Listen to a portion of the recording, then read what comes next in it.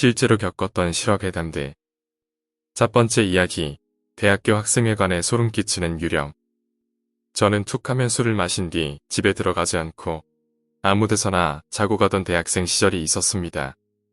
그날도 친구들과 함께 대학로에서 술을 마신 뒤 새벽 2시쯤 학생회관으로 가게 되었습니다.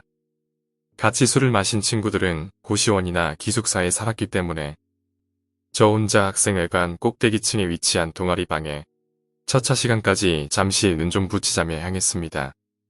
제가 속했던 동아리는 음악 동아리였고 아무래도 방음 설치까지는 어려웠기 때문에 가장 꼭대기 구석에 위치했습니다.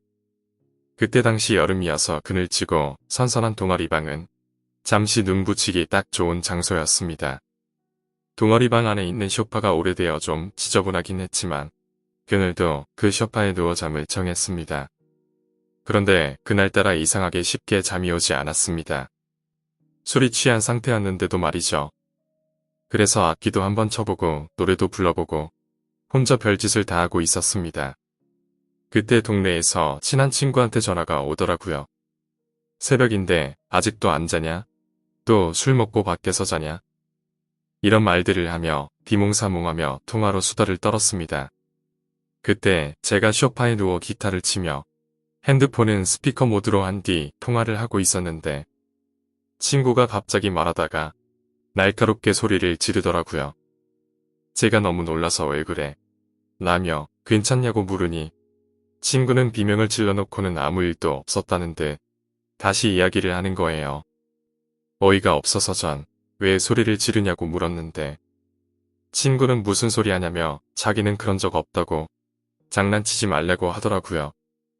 생각해보니 가족이랑 같이 사는 친구가 새벽에 그렇게 크게 비명을 지를 수는 없는데 말이죠. 갑자기 소름이 돋더라고요. 근데 그냥 술에 취한 상태고 스피커가 고장났나 싶어서 그냥 넘어간 뒤 친구랑 다시 통화를 이어갔습니다. 또 한참 이야기하는데 친구가 비명 소리를 질렀죠. 그때 딱 확신이 들었습니다. 이건 친구의 장난이거나 내가 미쳤구나. 또 생각을 해보니 제가 그때 스피커폰으로 해놓은 뒤 핸드폰을 책상 위에 놔뒀는데 그 비명이 정확하게 핸드폰에서 들린 건지 아닌 건지 모르는 상태였잖아요. 그래서 또 친구한테 물었죠. 너 방금 비명 소리 못 들었어? 아까 그 소리 금방 또 났어. 그러자 친구가 말했습니다.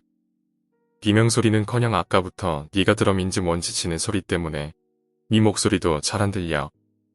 두 번째 소름이 돋았습니다. 저는 기타를 치고 있었고 드럼 소리는 절대로 날 수가 없으니까요. 저는 바로 다시 동아리방에서 나왔습니다. 불 꺼진 긴 복도를 빠른 걸음으로 지난 뒤 엘리베이터를 타고 건물을 내려가고 있었는데 핸드폰에서 친구 목소리가 들렸습니다. 그 말을 듣고 저는 밤에 절대 동아리방에 가지 않아요. 너 친구랑 있었냐? 친구가 왜 비명을 질러? 무슨 일 있냐? 두 번째 이야기, 흉내의 흉가. 내가 초등학생 무렵일 때 이야기다. 이전에 살고 있던 동네의 어귀에는 흉가가 한 채 있었다. 2층 아파트 같은 건물로 콘크리트 벽이 너덜너덜해질 정도로 오래된 곳이었다. 유리도 되게 금이 가 있고 휘칠도 군데군데 벗겨져 그야말로 외관부터 누가 봐도 흉거였다. 근처 마을 사람들도 그 흉엄한 모습에 낮에도 가까이 오지 않는 곳이기도 했다. 그러던 어느 날 친구와 난 담력시험의 일환으로 그 흉가에 갔다 와야만 했다. 조금 꺼름칙했지만 그때 시간이 낮이었고 나와 친구는 건물 2층에 올라가 내부를 탐색해 보기로 했다. 외부나 1층에선 그다지 특별한 건 없었다. 그러다 2층에 올라가 복도를 둘러보던 중 2층 방문 중 하나에 글귀가 적혀 있는 걸 보았다. 친구와 난 근처에 다가가 확인해 봤더니 문에는 나는 이 방에 있어 라고 적혀 있었다. 두려움보다는 어렸던 나이에 호기심이 왕성했기에 나는 친구의 만류에도 불구하고 방문을 열고 안에 들어가게 되었다. 문을 열고 약간 어두침침한 방 안으로 들어섰다. 몇 발자국 걸었을까? 어느새 우리 앞을 벽이 가로막았다. 낙담한 나는 그냥 돌아가려다 벽에 적힌 또 다른 글귀를 보게 된다. 나는 옆방에 있어. 조금 무서워졌지만 그 귀가 가리키는 방향으로 가보았다. 조금 좁은 복도 양측으로 방이 있었는데 그 한가운데 벽에는 머리는 이쪽, 몸은 저쪽이라고 써 있었다. 친구는 이걸 본 순간 큰 비명을 지르며 도망쳐 버렸다. 하지만 오기가 생긴 나는 도망가고 싶은 마음을 억지로 눌렀다. 그리고 용기를 내서 오른쪽 방문을 열어보았다. 방에는 아무것도 없었다. 있는 거라곤 내 맞은편의 벽에 크게 적혀있는 글자와 화살표였다. 내 몸은 이 아래 있어. 화살표를 따라 바닥을 보자. 거기엔 이 방으로 내 머리가 오고 있어. 뒤돌아보지 마. 글자를 확인한 나는 머릿속이 새하얘져 그 방 창문 바깥으로 뛰어내렸다.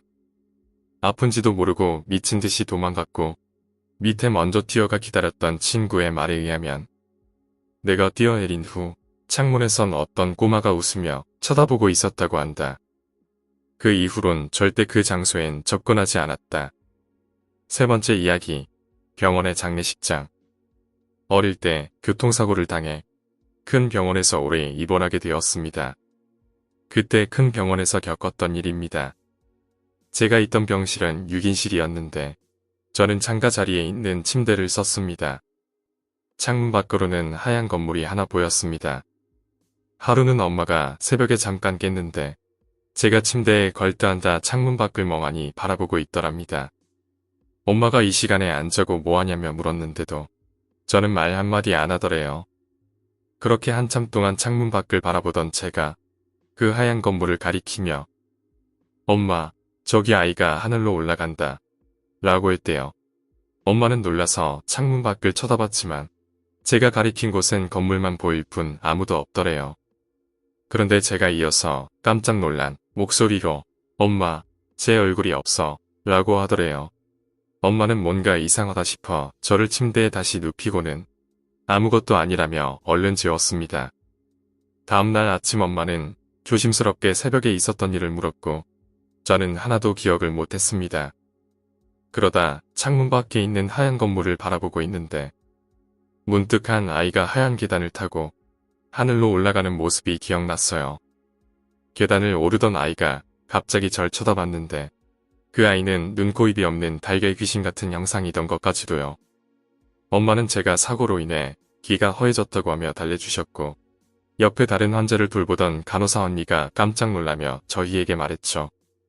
어제 얼굴을 알아볼 수 없을 정도로 심하게 다친 아이가 병원에 실려왔는데 수술을 받다가 세상을 떠났어요.